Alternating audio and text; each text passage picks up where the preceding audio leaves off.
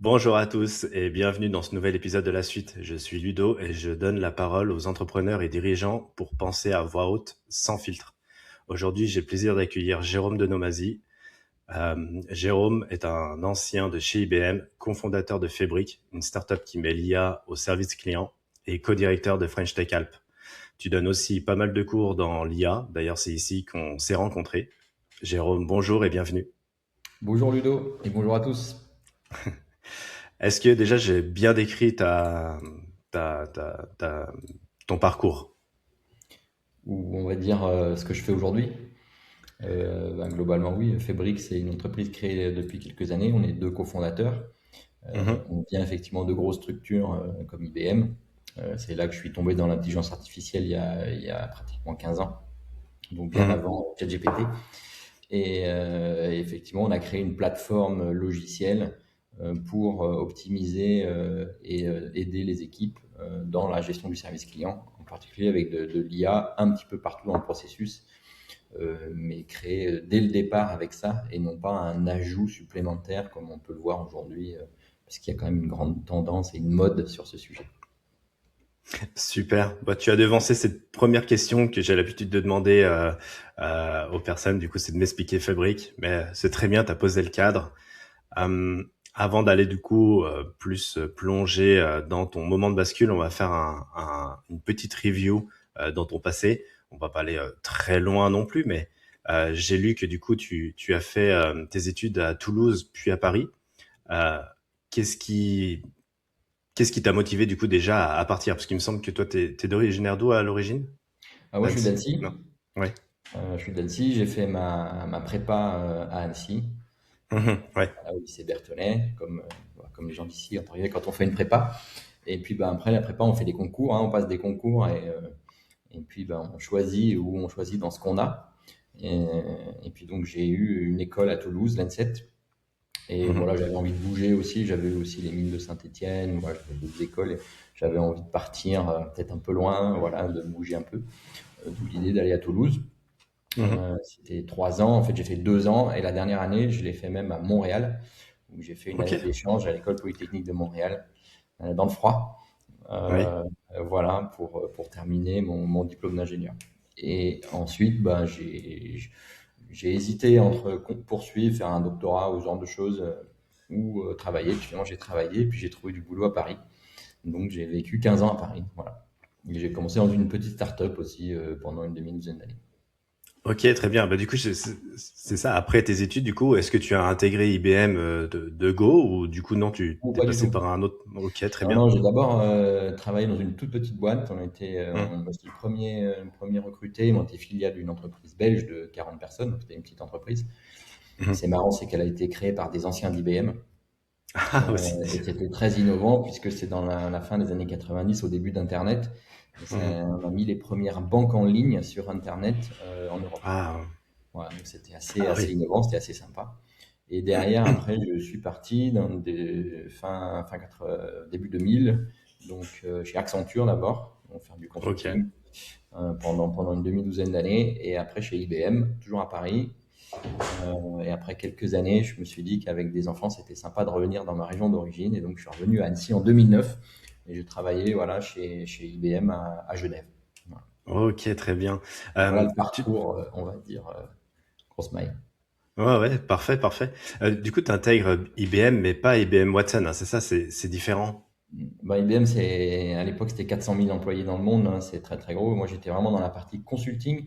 IBM, il y a Ok. du matériel, il y a du consulting, il y a du logiciel, il y a plein de choses. Et je Mhm. faisais du consulting, voilà, la gestion de gros projets, plutôt dans le monde bancaire et financier. Ok. Et puis, IBM, en 2011, a sorti IBM Watson, qui a été donc, pour ceux qui connaissent pas, finalement le renouveau de l'intelligence artificielle et la première machine qui comprenait le langage euh, et qui a gagné au jeu Jeopardy. Donc Jeopardy, c'est un peu question pour un champion avec des questions assez complexes. Même quand on lit la question, on a du mal à la comprendre. Voilà, et la machine a gagné contre les deux meilleurs joueurs de l'histoire du jeu.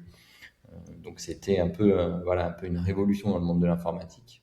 Et puis, j'ai eu l'opportunité entre guillemets, d'aller rejoindre ce type d'initiative qui était Mhm. vraiment novatrice, hein. On a fait beaucoup j'ai fait beaucoup de conférences pour expliquer ce que c'était, voilà, faire des petits prototypes, etc., essayer de lancer des projets. Mhm. Et puis, voilà, ça a été ça à partir de 2014, quelque chose comme ça. Donc voilà, ça fait un petit moment que je baigne là-dedans et que finalement, ce qu'on dit aujourd'hui de l'IA, et on le disait déjà, même si ça n'a pas eu lieu de la même manière, mais les entreprises utilisent l'IA depuis bien plus longtemps que 2 ou 3 ans, quoi. Ouais, tout à fait. Donc du coup, pour ceux aussi, pour les plus jeunes d'entre nous, il y a certaines personnes dans mon entourage qui connaissent pas IBM, mais c'est vrai qu'IBM a été connu aussi en 95 par la partie de jeu d'échecs, si je me Mhm. trompe. C'est ça, hein. C'était Deep Blue de chez IBM qui avait battu Garry Kasparov. Exactement, ouais, C'est ouais. ça, hein.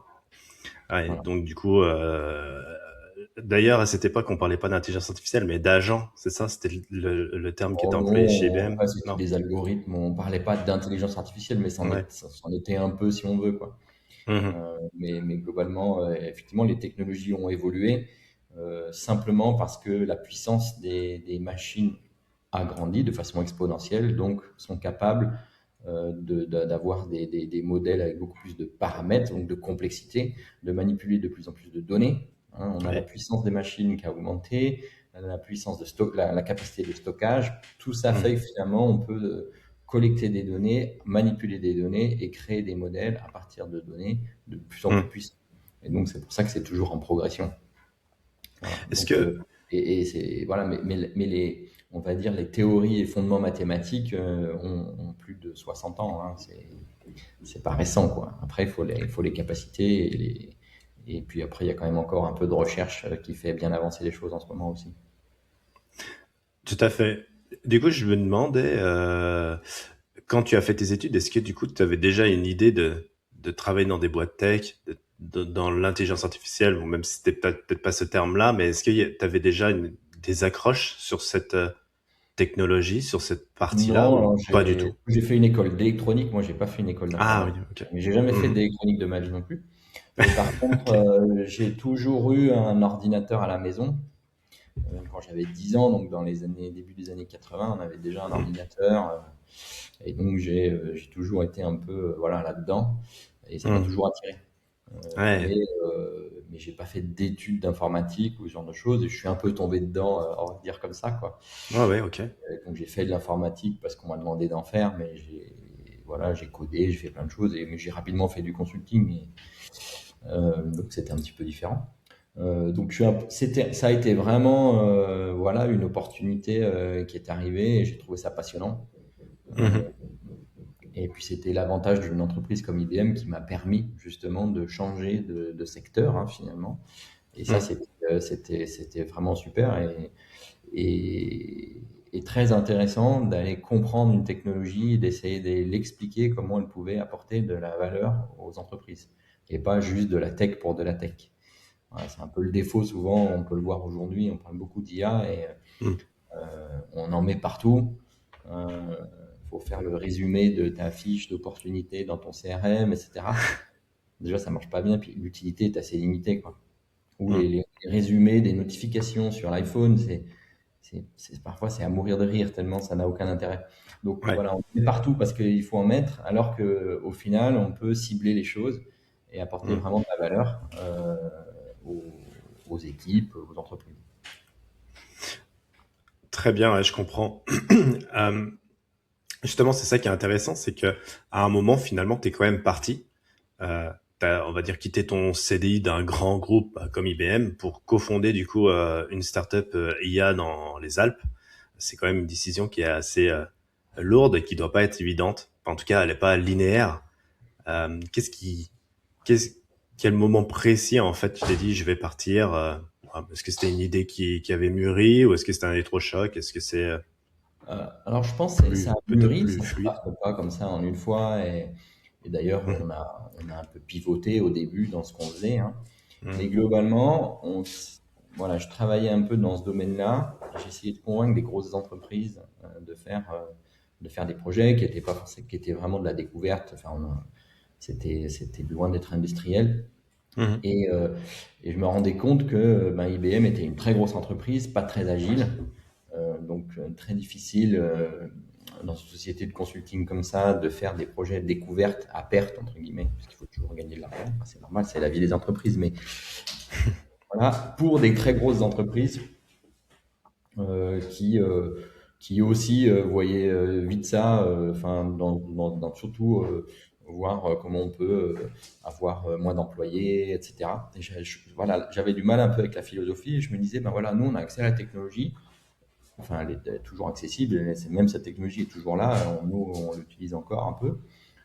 Globalement, qu'est-ce qu'on peut faire pour que ça bénéficie finalement aux plus petites entreprises dans les activités. Et donc, on s'est dit avec Pierre, mon associé, ben, qu'est-ce qu'on peut faire Mhm. que la technologie est là, il y a forcément des petites entreprises qui peuvent en bénéficier. Et l'idée, c'est qu'on fait ça. Voilà. Donc, on était tous les deux en Suisse, on s'est dit, on va quand même créer la boîte en France. Donc, c'était aussi en termes de valeur important. Voilà. Donc on a fait ça et au départ, on a commencé par faire un chatbot multicanal, multilangue pour l'Acclusa, pour répondre aux questions des gens qui vont en station. Donc c'était connecté aux infos des plans des pistes, à la météo. Voilà, on avait fait ce petit prototype et donc on pouvait poser des questions en chat sur Facebook, ailleurs, et avoir ce type d'éléments. Donc et à partir de ce prototype, on s'est dit ben voilà, il y a un truc, il y a un faire, on va faire ça, on va avancer là-dessus. Mhm. Après il y a eu le Covid, donc le tourisme on a vite arrêté. Et donc, on est tombé dans le service client et surtout l'analyse des emails qui était beaucoup plus compliqué que les chats, avec un vrai besoin. C'est-à-dire que les emails, c'est quand même le canal numéro un écrit des services clients. Et Mhm. les chats restent anecdotiques, je dirais. Et Ouais. donc, résoudre ces problèmes-là, en tout cas, aider à être plus efficace quand on reçoit 500, 1000 mails par jour, bah, Mhm. il y a peut-être des choses à faire grâce à l'IA. Voilà. Mais donc, ça a été ouais, une progression. Et voilà, après, et puis on a eu la chance, IBM nous a laissé créer l'entreprise finalement tout en étant toujours employé. Ah oui, Et ok. ça a coûté, mais c'était déclaré. Et Ouais. puis après le Covid, bah, j'ai quitté définitivement, voilà, Pour te lancer à 100% pour Fabric. à 100%, voilà, depuis bientôt 5 ans. Pour revenir un petit peu sur l'idée originale, en fait, c'était donc multicanal. Quelqu'un pouvait écrire sur Facebook, sur la page donc du coup de l'Acclusa, et Ouais, sur c'était déjà Messenger, un bot à l'époque qui pouvait déjà répondre à la demande de la personne, c'est ça? c'est ça. Donc voilà, c'était en 2018, hein, donc Mhm. et, et l'IA depuis Watson, entre guillemets, donc depuis 2014, 2013, était très bien pour comprendre. D'accord? Donc, on comprend une demande, on sait qu'on demande quelle est la qualité de la neige versus la quantité de la neige. On n'est pas sur des mots-clés, on est vraiment sur l'analyse sémantique et Mhm. ça fonctionne plutôt bien. Euh, Ce que ça ne faisait pas, c'était générer des réponses. Donc, toutes les réponses, c'était des réponses déjà écrites avec des phrases à Ouais. trous, ce genre de choses. Mais bon, ça permettait de répondre aux questions et d'avoir un peu ce genre de choses. Voilà, et ça a été un peu la grande progression, on va dire, de ChatGPT, c'est sur la génération. La Ouais. génération de contenu, que ce soit du texte, des images, ce qu'on veut, etc. Euh, Mhm. et c'est ça qui est, voilà, c'est vraiment un progrès que pas grand monde n'a vu. C'est-à-dire que les gens qui étaient dans l'IA, personne s'est dit, tiens, voilà, l'année prochaine, la génération, c'est bon. Non, c'est un peu Ouais. arrivé comme ça. Et à la fois parce que la technologie a progressé, et à la fois la manière dont OpenAI a ouvert ça au grand public Mhm. avec plein de bugs. Enfin, je veux dire, ça marchait pas, ça disait n'importe quoi, etc. Mais en Les fait, ça hallucinations. a permis de capter énormément de données pour pouvoir améliorer les systèmes derrière, hein.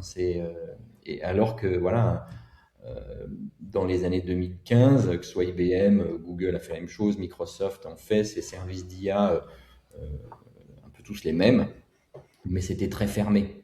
Mhm. C'était pour les entreprises, voilà, etc. Là, ça a été ouvert et ben, on a capté de la donnée et ça, c'était fantastique, ce qui a permis d'avoir des progrès comme on a aujourd'hui et des progrès à la fois de qualité, mais aussi d'usage, c'est-à-dire que ça fait de la créativité.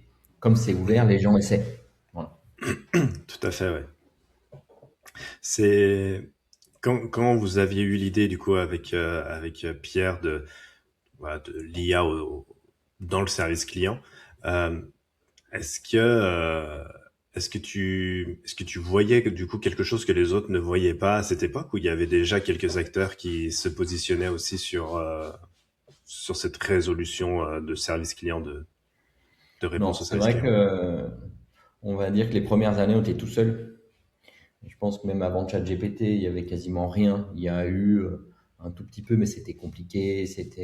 Nous, l'avantage, c'est qu'on avait créé des modèles service client ou dans le logement social, donc pour le logement social, et donc qui était clé en main pour pouvoir comprendre les demandes, les catégoriser, etc. Alors que voilà, ça n'existait pas.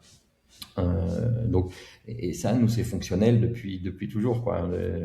Ouais, Et aujourd'hui, on ajoute des choses, bien sûr, qu'on utilise des nouveaux modèles de langage, ce genre de choses, mais au lieu de, on rajoute pas des choses sur un existant, on l'a pensé pour que ce soit un petit peu à certains endroits pour aider. Vraiment, voilà. Et c'est un discours qui est un peu différent, voilà, qui est peut-être moins marketing, on va dire, mais souvent ouais. plus efficace et plus proche aussi des besoins. C'est marrant que tu utilises ce terme-là, parce que du coup, tu es plus en support, en aide, plutôt que dans le remplacement. Oui, oui, c'est plutôt pour alléger, c'est-à-dire que je pense que l'humain va rester au centre, hein, clairement, surtout sur la partie téléphonie. Euh, Quand moi j'ai un problème, et si j'appelle, c'est que j'ai épuisé toutes les ressources, tous les canaux écrits. Donc j'ai Ouais, essayé le mail, j'ai essayé le chat, j'ai essayé, etc. Si j'appelle, c'est pour parler à quelqu'un, c'est pas ouais, pour tout à parler fait. à un robot. Bien sûr. Et voilà. Et aujourd'hui, c'est vrai que c'est entre guillemets facile de faire un callbot. Mhm. Après, quelle est la pertinence derrière, etc. Mhm. En faire un SVI un peu moderne pour aiguiller, mais que derrière on passe l'information à quelqu'un, voilà, ça me paraît pertinent. Mais C'est voilà, et quoi un la SVI? réglementation, elle évolue, hein, c'est qu'il va y avoir un droit à parler à un humain, voilà, qui est dans le service client. Toi, t'as dit un terme SVI, ça veut dire quoi? SVI, c'est les systèmes vocaux interactifs, c'est-à-dire taper 1, taper 2, taper 3. Ah, Donc d'accord, ok. finalement, c'est la même chose, le système comprend ta demande et te dirige vers la bonne procédure ou la bonne chose. Donc simplement qu'au lieu de taper, ben, on parle. Voilà. Ok, ouais. Mais, C'est un dispatch. et donc voilà, mais après ça, c'est ma conviction, c'est-à-dire que parler reste quelque chose de profondément humain, voire Mhm. c'est la chose qui nous différencie de tous les autres animaux. Les animaux, ouais. Presque. Et donc parler à un robot, ça c'est voilà. Finalement, pourquoi parler à un robot? Et finalement, est-ce que je peux avoir un robot qui parle, moi en tant qu'individu, j'ai ma petite application robot, et puis qui va parler au robot du service client. Et finalement, on va un peu tourner en boucle, quoi. Les robots vont s'appeler entre eux, et puis super, quoi. Est-ce que là, on devance un petit peu, ça pourrait être une question que je dirais plutôt en conclusion, mais je vais quand même, je vais quand même te la poser. Mais le fait qu'on aurait tous d'autres propres assistants intelligents, et les entreprises auraient aussi leurs assistants intelligents, et que du coup, nous-mêmes, on ne communiquerait plus, mais que ce serait plutôt de bot à bot, ce que tu viens de dire. Est-ce que tu penses que du coup, on va arriver à ça, même si du coup, tu as la conviction que non, si je comprends bien. Mais quel est un peu ton avis du coup là-dessus? Bah oui, ça va arriver, ça va se faire, Mhm. c'est sûr.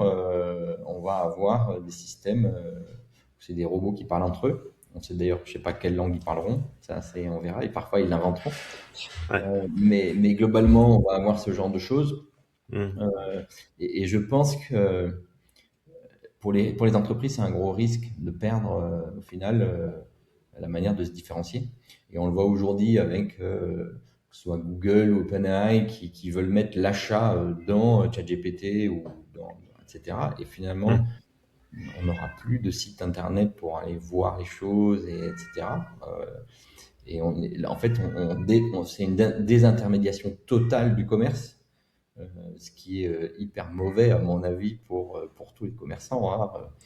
On l'a bien vu sur les systèmes d'assurance ou de banque, qui sont maintenant au bout de la chaîne.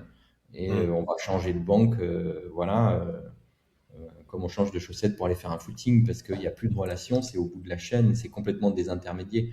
Aujourd'hui, tu veux faire un prêt, ben, tu demandes à un courtier qui va te trouver des trucs, etc. Tu sais pas très bien si c'est le bon choix, voilà, mais voilà, il te fait le job.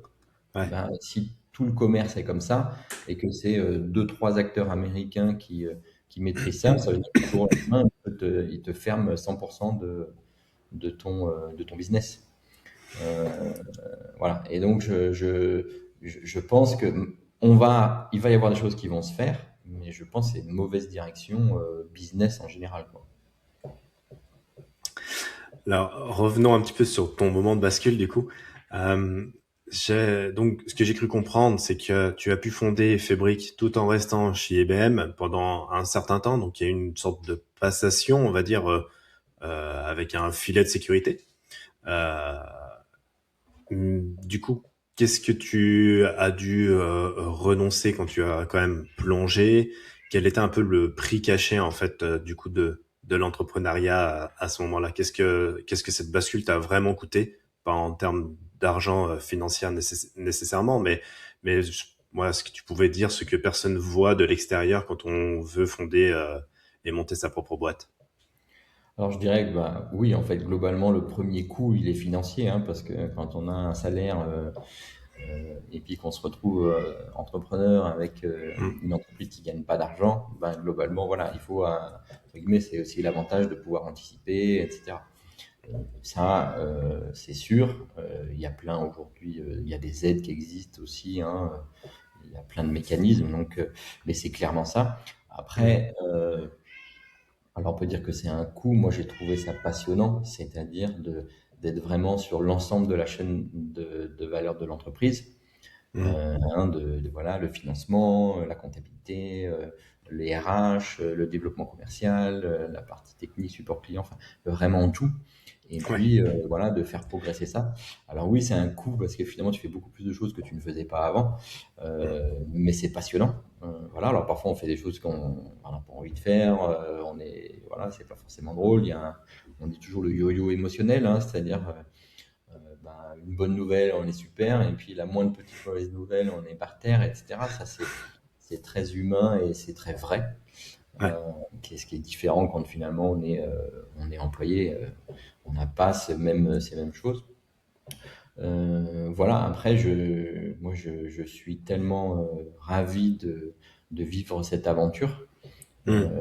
que voilà, je recommencerai 10 fois au final, peut-être Ouais. plus hein, finalement, hein, mais vraiment, voilà, il n'y a pas de coût entre guillemets, à part voilà, ben, financier évidemment, mais sinon moi, je trouve que c'est une super aventure.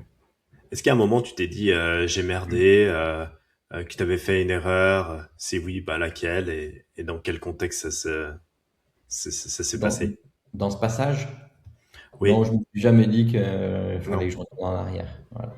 Je pense que j'aurais du mal à redevenir employé. Mhm. Et bon, après, on ne sait pas ce que Demain, ouais. dira l'avenir. Mhm. Mais non, non, je trouve que c'est une super aventure. Et voilà, quand on peut la vivre, il faut essayer de la vivre, quoi, voilà. Ouais, très bien. Et j'aurais peut-être dû commencer par ça, mais c'est vrai, que veut dire le nom Fébrique et d'où ça vient aussi? Bah, Fabric, donc il y a le A et le I, hein, c'est l'intelligence artificielle. Ça, je pense que c'est pas trop compliqué euh, de le deviner. L'histoire, enfin l'origine du mot, Mhm. parce qu'on voilà, on cherchait un nom, et Oui. notre but c'était effectivement de créer des IA pour un univers métier, pour le logement, pour le commerce, etc. Au départ c'était ça, et donc on Mhm. s'est dit, et que ce soit pas à chaque fois des projets, mais qu'on crée vraiment des produits qui soient sur étagère pour que bah, finalement ce soit accessible pour les petites entreprises. Ah oui. D'où l'idée de l'usine l'usine à IA finalement, hein, d'où la fabrique et la fabrique. Et c'est Ok. venu là. Et le logo, c'est un petit toit d'usine. Si on regarde bien, voilà, c'était un peu voilà l'histoire qu'il y a derrière le nom et le Mhm. logo. Super. C'est souvent ça, bah, forcément, ça a une histoire, tout ça, mais elle n'est pas décriée explicitement et ça peut être super intéressant de savoir quelle est l'histoire de tout ça. Quelle a été la première personne qui était au courant de ton projet? Est-ce que c'était ta famille ou ton cofondateur? donc Pierre Kaufmann, avec qui tu as travaillé chez IBM. Voilà, ma question. Ah, c'est forcément lui. Ouais, ce qu'on s'est rendu Bon, compte en voilà, et posant la puis, question.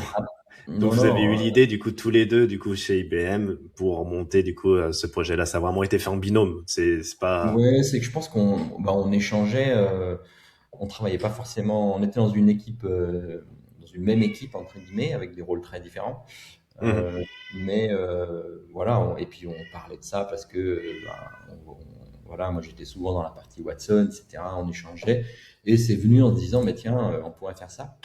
Et en fait, le premier prototype, je l'ai fait pour un événement qui avait lieu à l'Acusa qui s'appelait les Sommets du Digital. Et donc, j'étais intervenu et j'avais dit, ben voilà, en termes d'intervention, comme on était sur l'innovation, etc., j'avais fait ce chatbot pour l'Acusa, parce qu'on était à l'Acusa et donc on avait fabriqué ce truc-là, quoi. Et puis de là, on s'est dit, bah tiens, voilà, peut-être que l'Acusa pourrait être client. Et tac, on s'est dit, bah voilà, tiens, on va essayer de monter ce truc-là.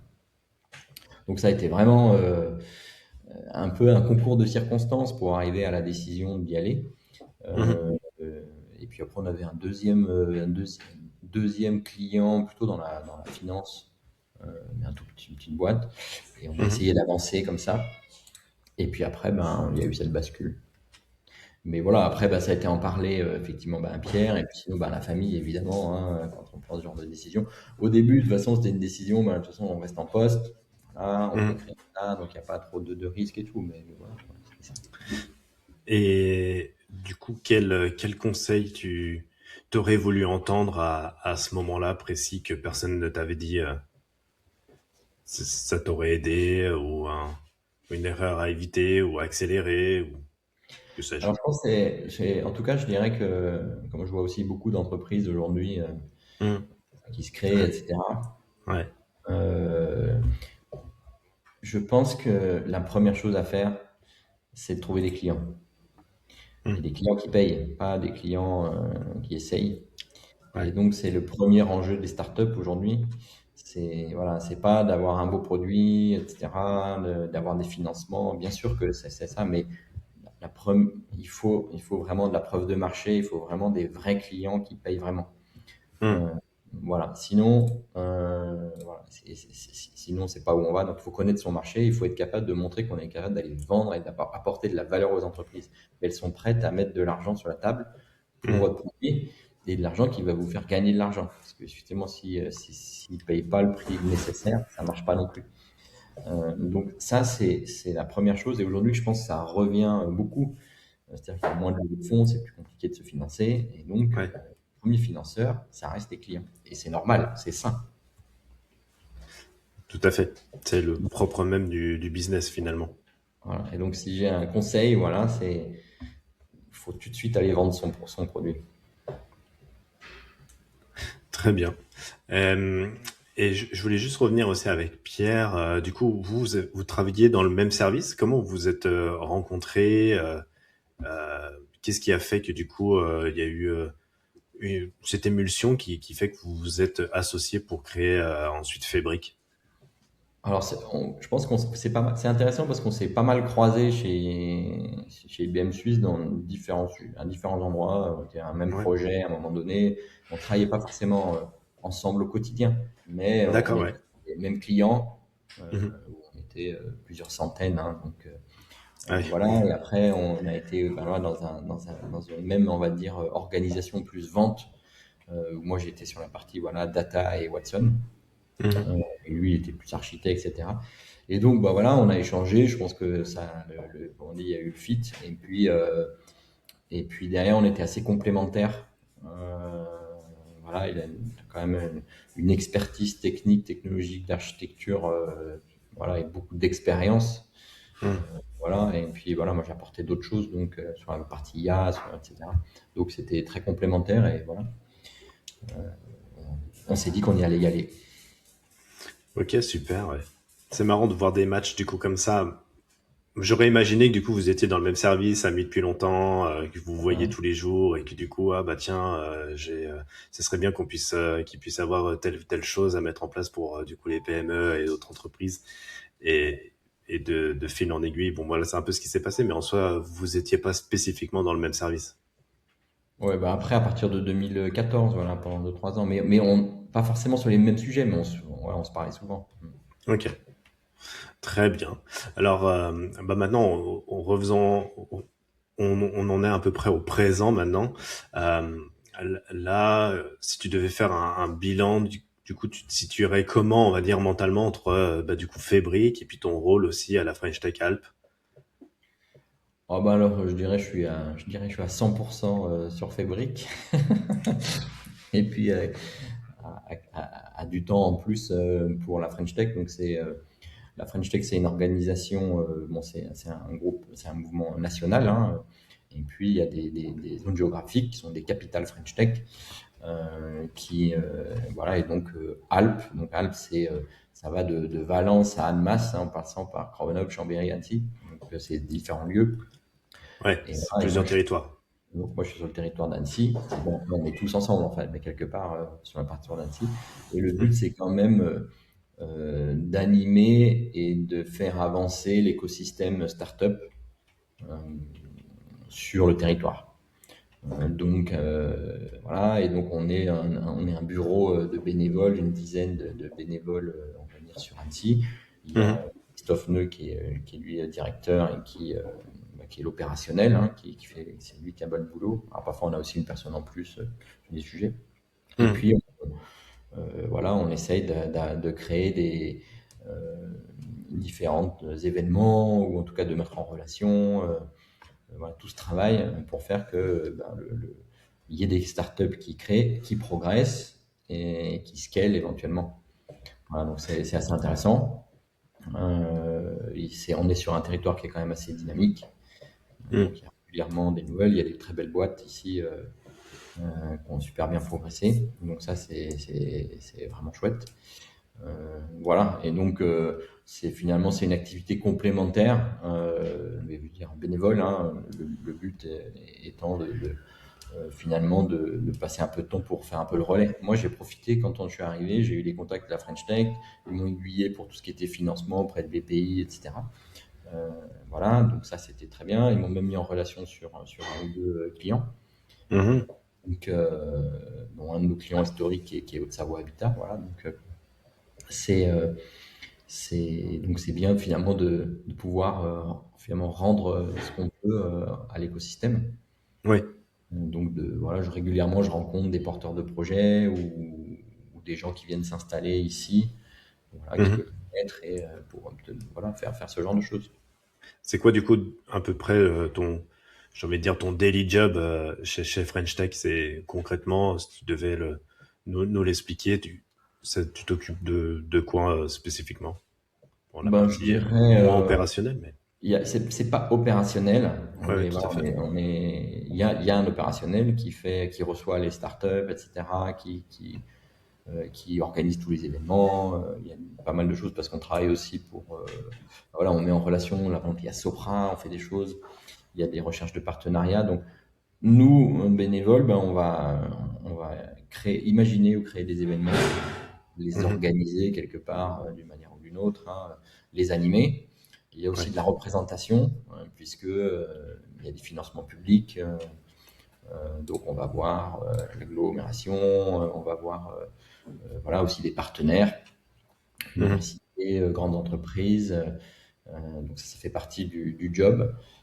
Ouais. Et puis également ben, d'échanger avec soit des porteurs de projets, soit des entreprises, voilà, et aussi mettre en relation directement. Ok, ouais, super. C'est assez large finalement. Oui, oui, c'est bien qu'on soit, finalement, on est quand même tout un groupe. Ouais. Et donc finalement, ça se passe bien. Alors c'est vrai qu'on est deux coprésidents, une coprésidente, un coprésident, et c'est vrai que ben, on se partage aussi un peu, si on fait plus de représentation que les autres. Voilà. Il y a aussi ça. Est-ce qu'il y a, du coup, il y a des IA, des pépites IA dans la région à surveiller là en 2026? Alors, IA, je ne sais pas, mais il y a des pépites. Il y a des très belles boîtes. Il y a une entreprise bah, qui est connue parce que pour les motards. C'est Ok. Emotion qui fait les airbags pour moto, Ah oui. qui a vraiment explosé là. Et ça Mhm. marche super bien. Voilà, après, il y en a trop, donc je peux pas faire de. Bien sûr, bien sûr. Mais ce qui est intéressant, c'est que, alors il y en a qui meurent, hein, comme partout, mais il y a quand même beaucoup de nouvelles initiatives, régulièrement, des nouveaux projets euh, Mhm. assez, assez novateurs. Voilà. Après, il y a toute la partie outdoor aussi, où il y a un peu la partie digitale, dans le tourisme, hein, il y a ce genre de choses. Ouais. Il y a vraiment beaucoup d'initiatives.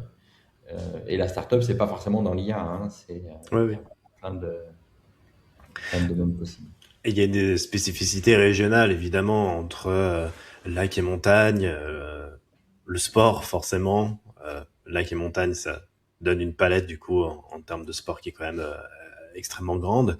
Il y a la partie touristique, évidemment, entre les stations, tout ça. Et il y a aussi le tissu économique local. Euh, c'est les chats qui se battent. Euh, et du coup, j'ai perdu le fil. Du coup, comment on booste un peu un écosystème tech comme ça hors de Paris? Et moi, je crois que il faut apporter de la valeur. Donc globalement, le but, c'est vraiment de rendre service aux porteurs de projets ou aux startups. Donc il faut qu'elles s'y retrouvent. Et donc de quoi elles ont besoin? Elles ont besoin, comme c'est pour faire du business, il faut faire du réseau, donc de se rencontrer. Et donc ça, c'est un vrai sujet. Donc après, on trouve des raisons. Ça peut être juste, on fait ce qu'on appelle le startup café euh, euh, une fois tous les 2 mois, un mois et demi. Donc là, c'est toujours l'idée vraiment, c'est de se rencontrer. Euh, et puis, mais par contre, parfois, on fait des événements à thème. On en a fait un sur utiliser l'IA pour les développeurs. Euh, Mhm. voilà, on en a fait une sur qu'est-ce qu'on avait fait? On avait fait un qui veut être mon associé. Voilà. Ah oui, Donc voilà, et là l'idée c'est de pouvoir quelqu'un qui a une idée, qui cherche quand même voilà un associé, donc il va pitcher devant tout le monde. Puis après il y a des ouais. petits rendez-vous face to face qui sont organisés. Et puis l'idée, si ça Mhm. peut, même un événement comme ça, créer un contact et qui fait qu'une entreprise se crée, ben voilà, c'est gagné. Ouais, c'est Donc clair. euh, Donc voilà, c'est avoir Puis après, il y a les plus grands événements, les événements aussi avec les partenaires. On avait fait les Mhm. offres du financement, donc toute une demi-journée avec des conférences, ce genre de choses sur le financement. On va essayer de faire quelque chose pareil sur les offres de l'IA d'ici la fin de l'année. Donc voilà, c'est Mhm. des initiatives variées Ouais, pour que l'écosystème grandisse. top, ouais, c'est super. Euh, Venons-en un petit peu, maintenant qu'on sait d'où tu viens, ce que tu fais aujourd'hui, on va parler maintenant un petit peu de l'avenir. Comment toi tu vois du coup l'IA appliquée au service client en 2026 du coup là pour ces est-ce que les PME françaises sont-elles prêtes? Est-ce que ça va être un bouleversement? Est-ce que justement c'est l'inverse, qu'il va y avoir une sorte de contraction et que l'humain en fin de compte restera quand même central et pilier? Enfin, voilà, explique-nous un petit peu ton point de vue là-dessus. Alors ça, on peut en parler longtemps, mais il faut peut-être un peu à remettre en perspective, justement, on disait les PME, etc. Je pense Ouais. qu'aujourd'hui, un des gros enjeux, et qui est un vrai problème hein, de l'IA, c'est Mhm. la célérité à laquelle ça évolue. C'est-à-dire que ça Ah va ouais. très vite. Et donc, tous les mois, il y a de nouvelles offres, il y a de nouveaux trucs. Mhm. Et ce qui fait que si une entreprise veut investir sur une techno pour faire quelque chose, le temps qu'elle ait un peu les compétences, etc., et que ça dure 3 mois, 6 mois, 8 mois pour faire quelque chose, il est possible que quand elle est terminée, ce soit obsolète. Voilà, donc il est très difficile de suivre, de suivre ça pour les entreprises quand on n'a pas les compétences, etc. Et même quand on les a, aujourd'hui, ça va beaucoup trop vite. Ouais. Et je crois qu'on a déjà un écart très important entre ce que les entreprises dans les solutions de service client, entre autres, proposent d'un point de vue marketing, les agents IA qui répondent à tout, qui font ci, qui font ça, et Mhm. la capacité d'absorption des entreprises, à part les très grosses évidemment, hein, Oui. faire tout ça. Et donc, je crois que déjà là, on a un gros écart. Et donc, je suis pas certain que tout ce qui est proposé d'un point de vue marketing trouve son marché tout de suite. Mhm. Euh, Parce que, voilà, et je pense que les entreprises ne sont pas prêtes à lâcher leur relation client à des robots. Et d'ailleurs, je pense que c'est pas une bonne chose. Il y a un vrai besoin d'alléger, par contre, c'est-à-dire de rendre autonome quand c'est possible et quand c'est intéressant. Mais plutôt, c'est donc d'alléger, donc rendre autonome les clients pour faire moins de demandes à faible valeur ajoutée, Mhm. automatiser, on va dire, rendre les tâches à faible valeur ajoutée plus ou moins automatiques pour que les conseillers ils puissent activer des choses sans aller dans 5 systèmes pour faire ce genre de choses, pour que ce soit plus simple, et finalement pour libérer du temps pour que l'humain ait toute sa valeur. Et je crois que c'est pas trop ce qu'on raconte hein, aujourd'hui, c'est sûr que. Mais je pense que moi, on va plus aller vers ça. Nous, c'est plutôt notre stratégie. Euh, Mhm. Ça prendra plus de temps. Mais voilà, mais sur 2026, moi, je vois cet écart. Et le risque, c'est finalement de ne pas trouver de marché. Et puis, ce côté bulle IA, voilà, si ça s'effondre un peu, ben, il y a beaucoup d'acteurs qui vont se retrouver le bec dans l'eau parce que ils font ça un peu d'un point de vue marketing, quoi. Tiens, tiens, on va faire ça parce que tout le monde le fait. Alors, Opportunisme. si on fait de l'IA, voilà, de façon chirurgicale, à des Mhm. endroits pertinents, etc., on apporte une vraie valeur. IA et automatisation. Voilà. Mais moi, je vois cet écart. Donc, je pense quand même qu'on va avoir, on va implémenter de l'IA clairement dans la plupart des services clients à différents niveaux. Euh, je suis pas sûr que les robots qui fassent tout prennent le marché. D'ailleurs, on peut voir aujourd'hui, il y en a pas tant que ça. Euh, Mhm. des chatbots ou ce genre de choses qui font à plein de choses. Il n'y en a pas partout et il n'y en a pas tant que ça, alors que ça fait 2 ans que le marché dit qu'on peut en faire. Donc, donc voilà, et les projets qu'on appelle les agents, l'IA agentique, hein, où Mhm. finalement on fait orchestrer un processus, un modèle statistique. C'est un petit peu pour moi une aberration, voilà, parce qu'un processus il est déterministe, c'est tout le temps le même. Il ne faut pas se poser la question à tout moment de quel est le processus et quelle est la prochaine étape. Et voilà, quand je dois renvoyer une facture, j'envoie une facture, je ne dois pas réfléchir de trop. Et et je pense que ces projets, aujourd'hui, comme on a un taux de qualité qui est pas au niveau, bah, ça part pas assez en production. Voilà. Et donc, Ouais, il c'est faut intéressant. combiner ça. Ouais. Mm. Donc toi, tu penses du coup, il faudra un mix. Du coup, l'intelligence artificielle ou la techno, en tout cas, elle est là pour alléger l'humain. Et du coup, l'humain doit toujours rester central, notamment sur la valeur ajoutée de l'entreprise. Donc par exemple, pour le service client, euh, toutes les demandes par mail, les milliers de mails qui sont à traiter par jour ne devraient plus être faites par un humain, mais plutôt du coup assistées par une IA. Et en revanche, quand il y a une demande d'humain, par exemple au téléphone, celle-ci devrait être traitée par un autre humain. Encore une fois, non, il faut pas traiter tous les cris de façon automatique, surtout pas. Euh, Ah, votre service client, vos humains, ils doivent être capables de faire de la rétention, de faire du cross-sell, de l'upsell, etc. ouais. Quelqu'un qui vous dit je veux annuler ma commande ou annuler mon abonnement, si vous avez un robot qui dit bah oui, j'annule, hop, voilà. Et pourquoi est-ce que vous pouvez essayer de rattraper ça, Ouais, ouais, etc. Donc, complètement. est-ce que voilà, et là, à un moment, il faut appeler, il faut être dans l'empathie, dans ce genre de choses. Ouais. Je pense, ou ça peut être par mail aussi, et donc, c'est pas automatiser tout ce qui est écrit, au contraire, mais c'est par contre, dans ce qui est écrit, il y a des choses qui peuvent l'être, d'accord? Donc, répondre, mais ça peut être une partie du processus.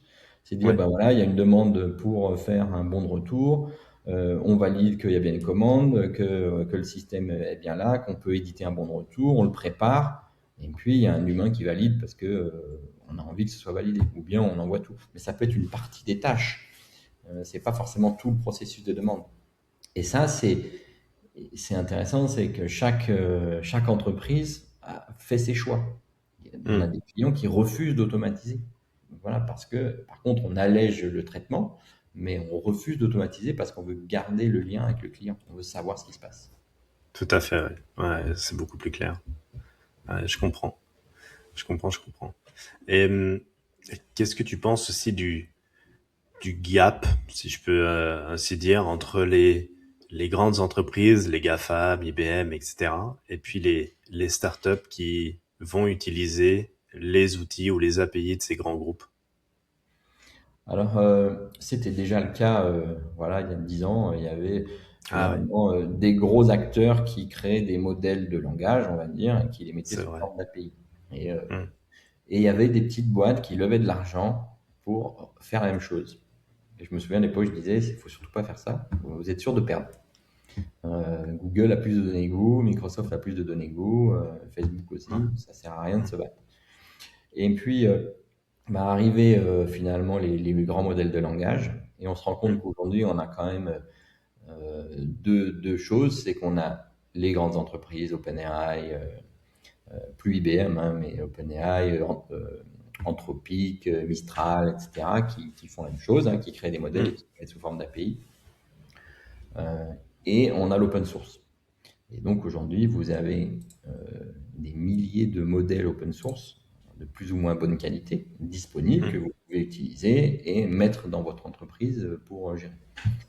Euh, la qualité n'est pas souvent la même, hein, que ce qu'on va avoir, évidemment. Et ça demande souvent un travail pour arriver au même niveau, c'est pas évident. Euh, mais donc aujourd'hui, on a quand même accès à tout ça. Et donc, donc on a un choix qu'on n'avait pas forcément avant. Parce qu'aujourd'hui, utiliser un modèle open source, il suffit de le télécharger, on le met sur son ordinateur, on démarre et on peut chatter, on peut poser des questions sur son ordinateur. Absolument, ouais. Donc, on a plus de choix qu'avant, et je pense que ça va aussi jouer du fait des gros sujets de souveraineté que l'on voit aujourd'hui, clairement, avec les gros acteurs qui sont américains et chinois. Alors, on a Hmm. Mistral, voilà, on a quelques acteurs français et européens, mais c'est quand même c'est moins. Ouais. Mais par contre, l'open source va permettre de pouvoir faire ça. Et nous, d'ailleurs, on travaille là-dessus, c'est de faire notre solution de service client à terme, qu'elle soit complètement, que ce soit un logiciel, y compris avec des moteurs d'IA, voilà, pour que une entreprise puisse mettre ça dans son infrastructure et que ça ne parte nulle part, même pas chez Mistral, même pas En, chez, lo- etc. Vraiment que ça tourne en local. en local, ouais. Ça peut être dans son propre cloud, ça peut être Hmm. ça dépend de son infrastructure. Évidemment, c'est plus pour des entreprises un peu plus grosses parce qu'il faut des compétences informatiques et il faut savoir gérer les serveurs et c'est quand même des montants d'investissement. Quand vous voulez une machine avec une GPU, pour pouvoir tourner tout ça, c'est Hmm. vite des machines à 10 000, 15 000 euros, quoi. Donc rien que la machine. Ouais. Donc, par contre, je pense que pour des entreprises un peu plus grosses, aujourd'hui, il y a un vrai enjeu de ne pas mettre son service client chez les acteurs américains comme Zendesk, Salesforce ou autres, et de dire, bah, tiens, je mets tout chez moi. Mhm. Et voilà. Donc là, on va déjà, on a une sous-solution, il y avait une petite solution qui est un chat GPT privé, Ouais. pouvoir poser des questions sur sa base de connaissances. On va mettre ça là rapidement, Hmm. en train de finaliser. Et ça permet de pouvoir dire, bah, ça, je mets ça chez moi, c'est un peu plus petit. Et après, on a toute la solution de service client multicanal qui fait beaucoup de choses, qui sera dans la même architecture. Ça répond complètement aux besoins de souveraineté de la data qui est galvaudée justement aujourd'hui. Et du coup, toi, tu proposes avec Fabric, ou tu proposeras avec Fabric ce genre du coup de solution logicielle, c'est ça?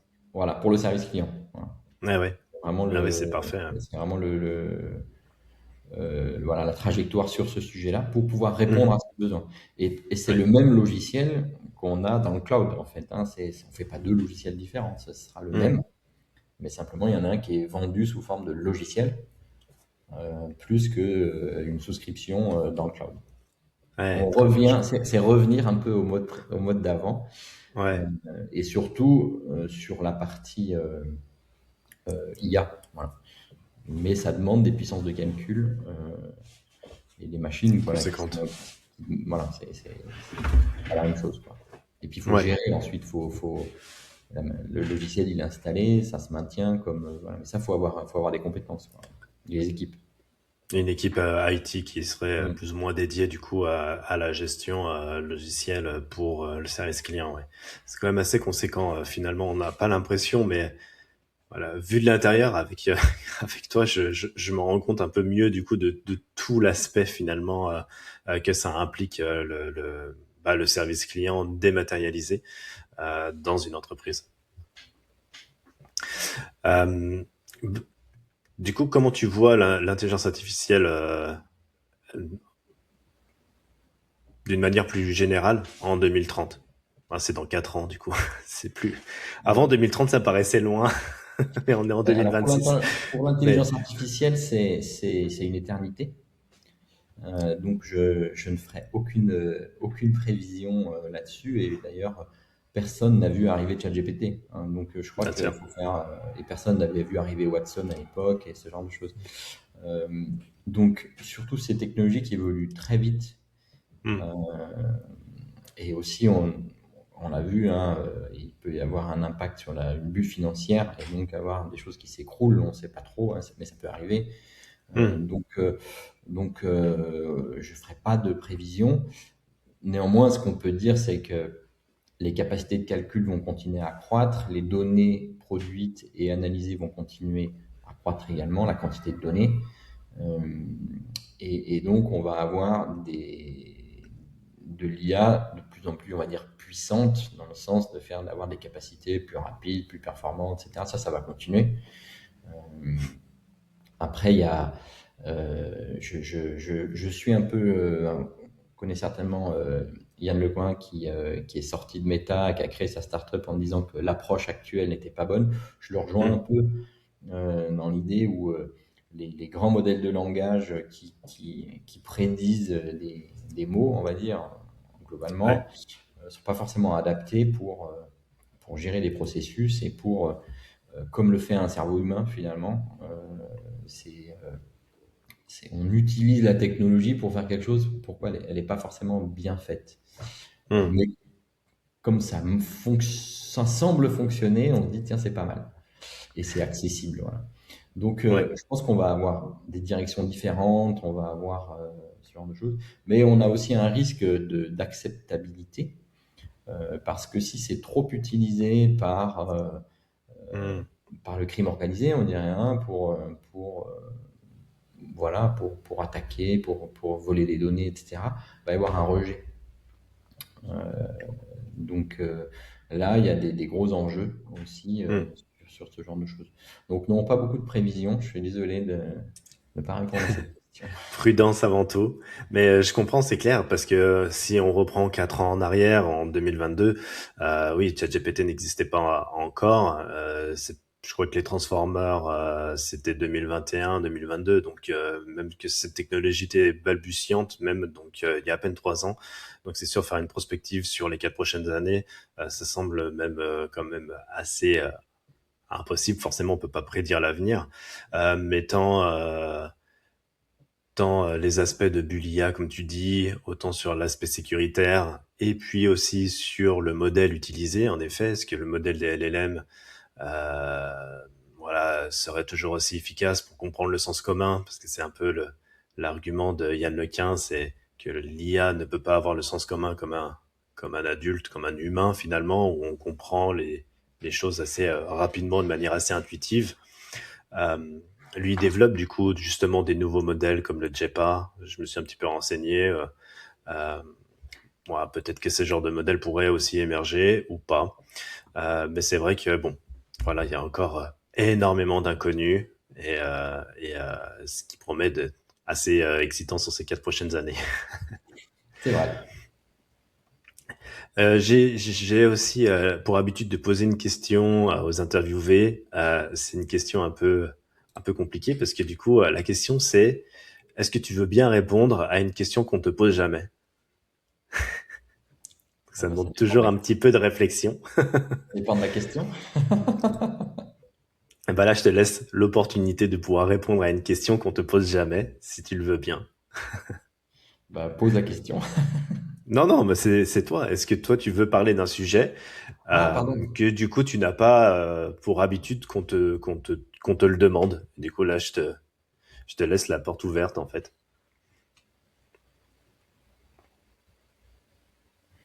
Comme ça, je vois pas. Je suis désolé. Non, c'est pas grave, c'est pas grave. Non, c'est une question qui est quand même difficile parce que forcément, on a l'habitude de répondre aux questions qu'on nous pose. Donc, Ouais. c'est assez créatif d'une certaine manière de se dire, bah attends, qu'est-ce que je pourrais dire là maintenant que j'ai la parole libre de quelque chose que j'ai pas l'habitude qu'on me demande. Mais forcément, comme on n'a pas l'habitude qu'on nous le demande, bah ça Ouais, nous vient pas de prime ouais, abord. et là, comme ça, j'ai pas, ça ne me vient pas.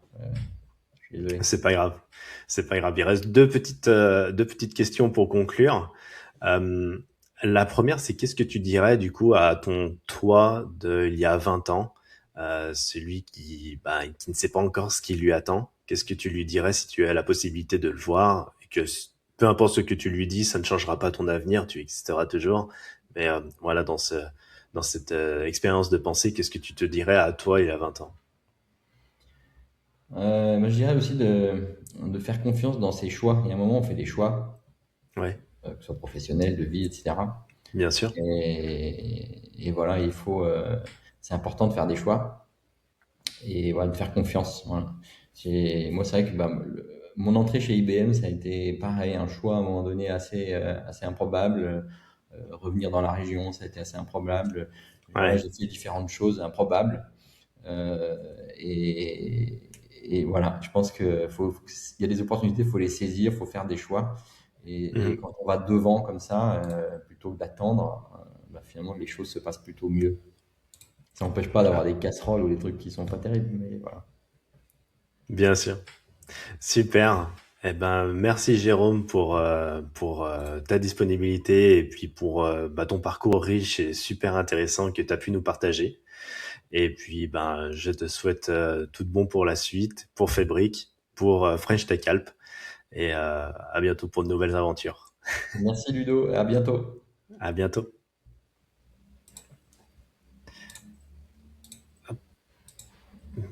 C'est là. Tac.